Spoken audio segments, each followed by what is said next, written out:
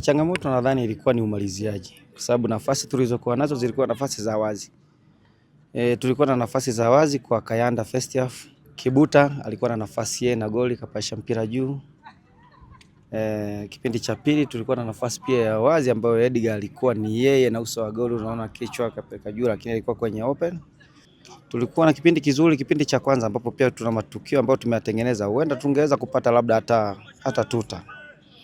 Kwa sababu foul zinazofanyika ndani ya penalty box hiyo automatically ni pigo la penalty, lakini kwa sababu sio idara yetu sisi hiyo, ila ni baadhi ya matukio ambayo tunaona tumeyafanya, lakini generally mechi ilikuwa upande wetu kwa sababu tumedominate kipindi cha kwanza vizuri kabisa. Kipindi cha pili tunaona kwa tumepini half pitch, tunacheza katika eneo lao, so wakati mwingine ile pressure ya kutaka kupata matokeo huenda ikatupelekea kufanya vitendo vingine kwa uharaka na ambavyo vinaweza visilete impact. Tumepata alama moja ugenini, tunaenda kujipanga.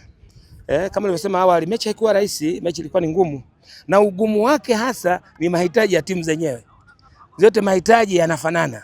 Kwa hiyo yote kwa yote tunamshukuru Mwenyezi Mungu kwenye hilo, tumecheza salama, tumetoka salama, tumepata alama moja. Basi pamoja na kupata alama moja, najua kuna vitu ambavyo vimejitokeza huko ndani Na kwa viko kuna vizuri, kuna mapungufu.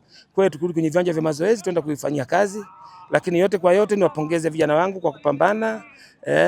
Na mwisho yote hii imeshakwisha, tunajiandaa na mchezo mwingine. Malengo yanayofanya ni kwamba ni uhitaji wa points. Between sisi na wao tofauti yetu ni ndogo sana.